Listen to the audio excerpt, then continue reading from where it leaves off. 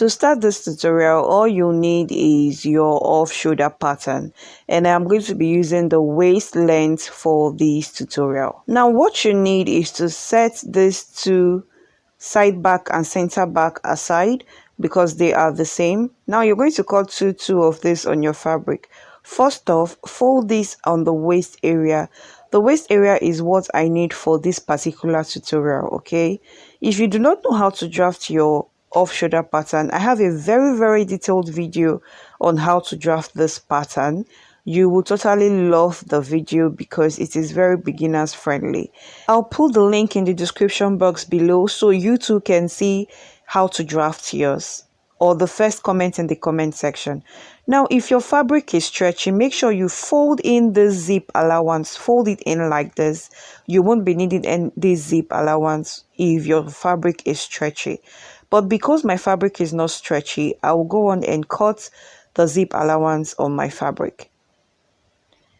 And now as you can see, I have gone and cut this pattern out of my fabric, and I also left 1/2 inch seam allowance all around it, except for this side back. I didn't add any allowance because I already added allowance while drafting my pattern.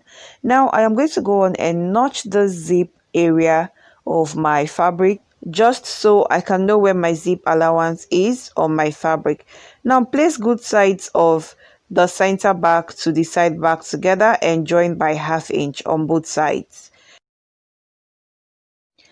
And here is my front pattern. Like I said guys, if you don't know how to draft this off-shoulder pattern, I'll put the link in the description box just below this video, or the first comment you see in the comment section. I am also going to be using the waist length for this tutorial. Now I will take this pattern away because it needs to chill and relax, because it is the same with this side front pattern. Now I am going to be folding this at the waist area because this is the length I need for this tutorial, like I already said. And I'm also going to place this center front on fold.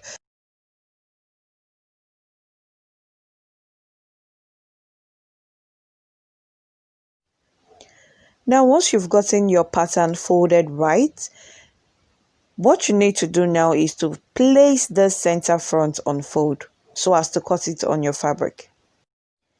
And now I have gone and cut this on my fabric, as you can see, and I left 1/2 inch allowance all around it from top to bottom.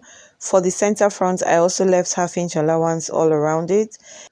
What I did on this side of the center front is I left 2 inches from top to bottom of my fabric as an extension for my rope allowance. And what I am doing here is I am marking that center front on my fabric. I'm using a chalk to mark that center fold because we're going to be cutting this into 2 later on. Now I am just basically unpinning my pattern from my fabric. Now I'll place the side front to the center front, and I am going to join the side seams by 1/2 inch. Good sides together. Now once you're done joining, we're going to slice that center front that we marked on our fabric. Slice it open. On the wrong side of your fabric, start making your double fold and start pinning. As you can see, I am making really tiny little fold because I left 1/2 inch for folding. So try not to go overboard with the folding. And we're going to go on our sewing machine and start making our stitches. And I would also do the same for the back. Making your stitches now is very important. I can't even overstress that, because if you do not make your stitches now, you won't be able to insert your rope later on. Now as you can see, I am done making my stitches. Now we're going to place the front good sides together. Now you're going to mark that rope allowance that we placed on our fabric, that 2 inches rope allowance from top to bottom.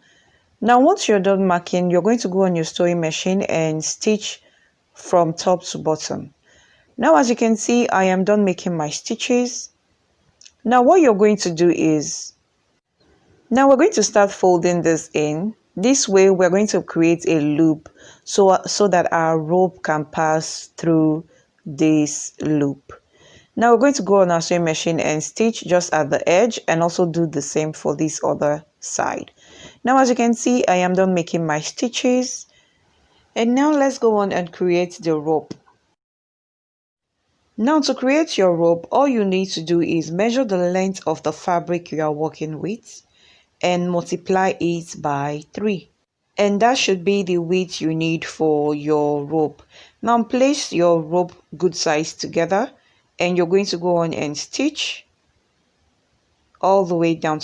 And now I am just reducing the seams that I do not need. And once I am done, I'm going to use this safety pin to start turning my fabric inside out so that I can have the good size to work with.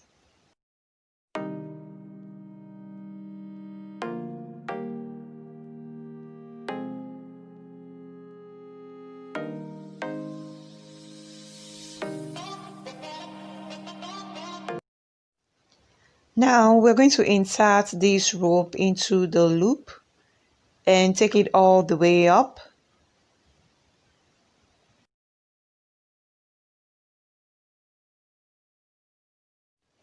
Now insert it into this other loop and pull it all the way down.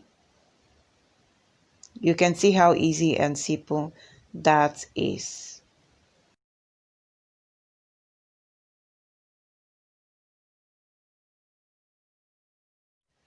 At this point, you can go on and stitch the rough edges of the rope. Now at this point, I am going to go on and add my zip to the back of my fabric. First off, mark your zip allowance like I just did. Now we're going to place the zip to the good side of the fabric, and as you can see, I am using a zip that opens up at the bottom part. Now once you're done pinning your zip to your fabric, go on your sewing machine and make your stitches.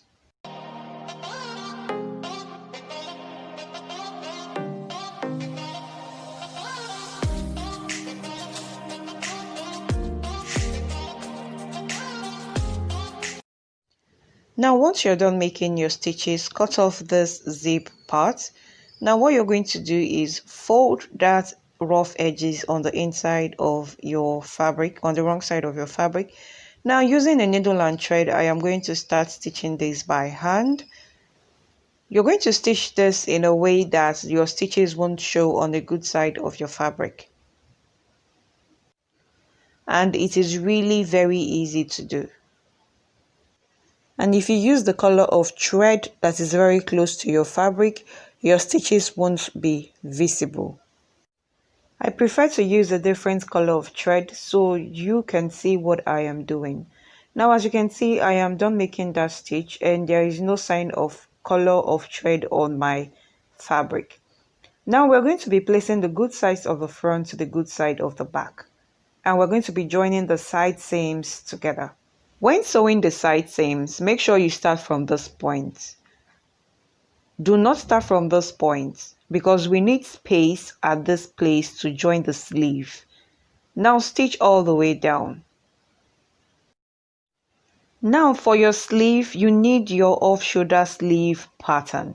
I have a very detailed tutorial on how to draft your off-shoulder pattern. You will love it. Go on and check it if you do not know how to draft yours.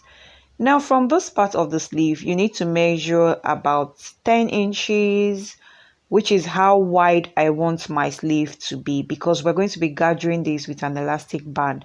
Now at the bottom of your sleeve, also measure the same 10 inches. Now join the marks together.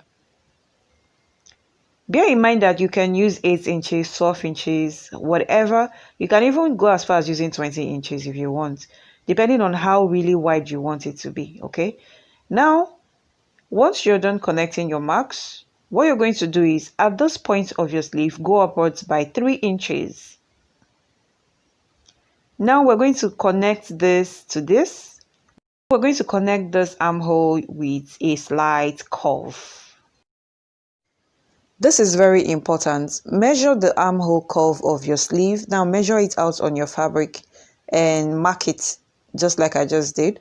Now we're going to cut this pattern out and now notch that mark.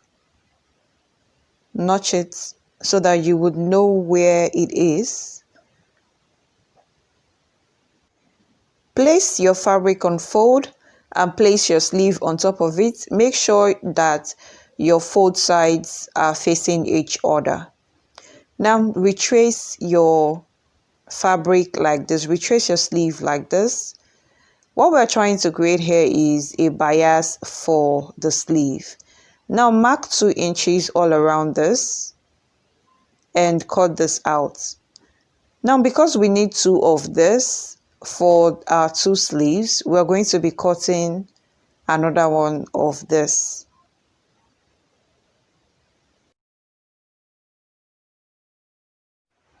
Place that bias fabric on your sleeve like this. Now remember the notch we placed on our fabric. You're going to reduce the bias. Now fold it in like this and you're going to stitch all the way to the other notched part and also reduce the bias fabric and also fold this in. Now I'll go and stitch and I'll show you what this looks like. And now as you can see, I have stitched my bias fabric to my sleeve. Now next thing you need to do is to make notches on that curved part of your sleeve. Once you're done, flip this to the wrong side of your fabric. Now start making a fold and start pinning. And once you're done, stitch it all the way to the end. Now to get the right elastic band you need to measure your armhole circumference. My armhole circumference is 17 inches. Now divide that by 2 and then subtract 2 inches from it. And whatever you get will be the right elastic band you need. I'll be cutting 2 because I need another elastic band for my second sleeve. Now insert your safety pin and start inserting it into the loop that you have created. And you can see I have safety pins at both ends so as to hold the elastic band down. Now we're going to start stitching the sleeve to the armhole of our fabric. Now place the good sides of your sleeve to the good side of your armhole and we're going to stitch, or you can even pin it down. Now you need to make sure that while stitching, make sure that you pull your safety pin away and make sure that your stitches grab the elastic band while you stitch. Now also pin this part to this part of your armhole and also stitch, making sure that your elastic band is stitched on. And also we're going to start double folding the hem and thereby creating a loop so that our elastic band can pass through this loop.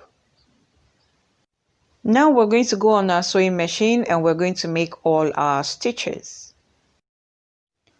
And to get the right amount of elastic band you need, if this is where your sleeve stops, measure the circumference of that area and whatever you get, you're going to minus 2 inches from it. Subtract 2 inches from it, and when you subtract 2 inches from it, whatever you get will be the right elastic band you need. And now as you can see, we're going to start making our stitches, starting with the hand circumference. And now I am joining the sleeve to the armhole of my top. And as you can see, I am making sure that I stitch on that elastic band.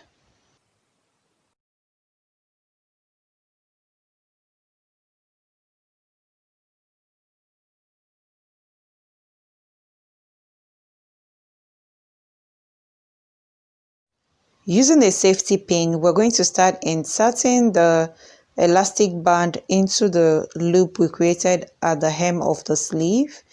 And using the safety pin at the other end of the elastic band, I'll be holding it down so as to keep the elastic band from moving.